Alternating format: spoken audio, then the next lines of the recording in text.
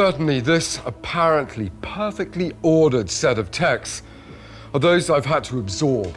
I've had to study since becoming a priest in the Church of England. But throughout all my theological training and all the conversations I've had with other priests and Christian academics. What we are looking at Nag Hammadi is the largest single discovery of early Christian texts in the modern era, and it nearly didn't survive the people who found it. In December of 1945, an Egyptian peasant named Muhammad Ali al-Samman was digging for fertilizer in the limestone cliffs near the village of Nag Hammadi in Upper Egypt. His mattock struck something hard.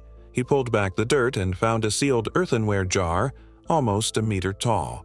He hesitated to open it. Local lore said jinn lived inside sealed vessels and would be released by the person foolish enough to break the seal. He broke it anyway.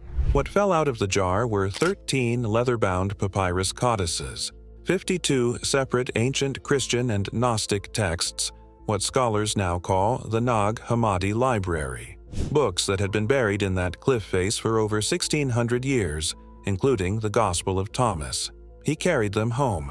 According to the account he later gave to scholars, his mother used some of the loose pages to start the fire that cooked the family's dinner that night. That is the story as he told it.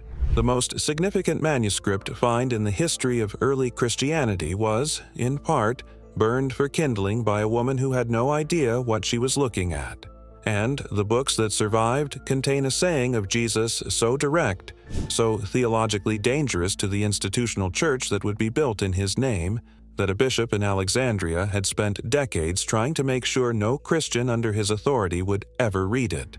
This is the story of what came out of that jar. The bishop who tried to bury the books in it, and the one line from the text that survived that the church spent 1,600 years trying to forget. You have to understand the world Muhammad Ali al-Samman was living in to understand what happened next. He was a fella, a peasant farmer in the Egyptian countryside, illiterate, working a strip of land at the base of the Jabal al-Tarif cliffs. He and his brothers were in the middle of a blood feud.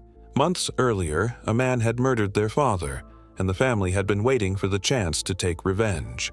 Several weeks after he dug up the jar, that chance came. Word reached them that the man who had killed their father had been spotted alone nearby. The brothers found him and killed him. The popular account, repeated by scholars including Elaine Pagels, describes the killing as exceptionally brutal, though some historians have since raised doubts about how much of that dramatized version is actually true. Stop and let that land. The same hands that had been holding ancient scriptures for weeks were the hands that committed the killing. The most important spiritual document of the 20th century and an act of medieval violence, separated by a single household. Muhammad was now in serious trouble with the Egyptian police. He worried they would search his house. He could not afford for them to find 13 ancient books. So he gave the codices to a local Coptic priest, a man named Al-Qumus Basilius Abd al-Masih, for safekeeping. The priest understood almost immediately that what he was holding was old. He had no idea it was older than that. The books would spend the next several years passing through the hands of antiquities dealers in Cairo, smuggled across borders, sold and resold, nearly lost more than once before scholars like James M. Robinson finally got access to them in the early 1950s and began the definitive English translations. By then, the world had no idea how close it had come to never seeing them at all. To understand why those books were in that jar in the first place, you have to go back another 1,600 years. In the year 367 of the Common Era, a bishop named Athanasius of Alexandria sat down to write his annual Easter letter to the Christian churches under his jurisdiction. The letter was procedural. It set the date of Easter. It addressed administrative matters. And then, in the section that would change everything, it did something no Christian authority had done with quite this much force before. It listed the books that were allowed.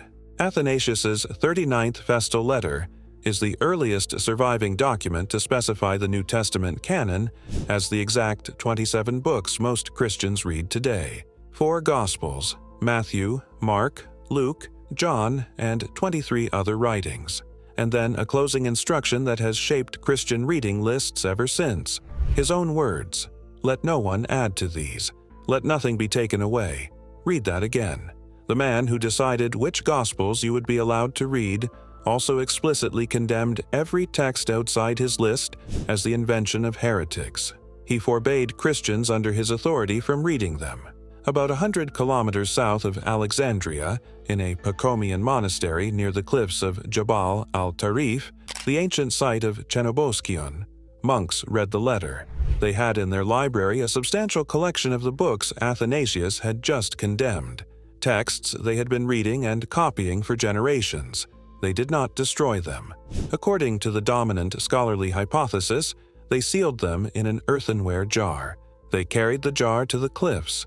They buried it where they hoped no one would think to dig. 1,600 years later, Muhammad Ali al-Samman's mattock found it. Of the 52 texts in the Nag Hammadi codices, one has dominated the scholarly conversation since the moment it was translated: the Gospel of Thomas.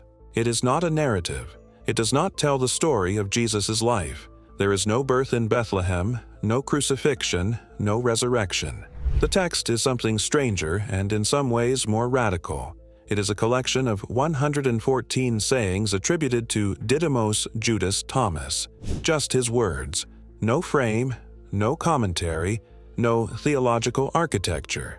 Many of them parallel sayings in the canonical Gospels closely enough that most scholars now believe Thomas was drawing on the same early oral tradition that fed Matthew, Mark, and Luke. Some of these parallels confirmed by earlier Greek fragments found in the Oxyrhynchus papyri.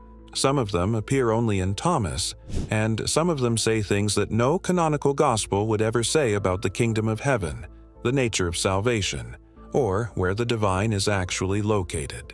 It is saying 70 that the curator at the Coptic Museum keeps returning to. In the translation made famous by historian Elaine Pagels, the line reads as follows: "If you bring forth what is within you, what you bring forth will save you. If you do not bring forth what is within you, what you do not bring forth will destroy you." That is the line. That is the verifiable translation of the Coptic from the surviving manuscript in Codex II currently housed in Cairo. Sit with it for a moment. Jesus, in a book the institutional church spent 1,600 years trying to keep out of Christian hands, is not telling his followers to obey a doctrine. He is not telling them to attend a building. He is not telling them to confess to a priest.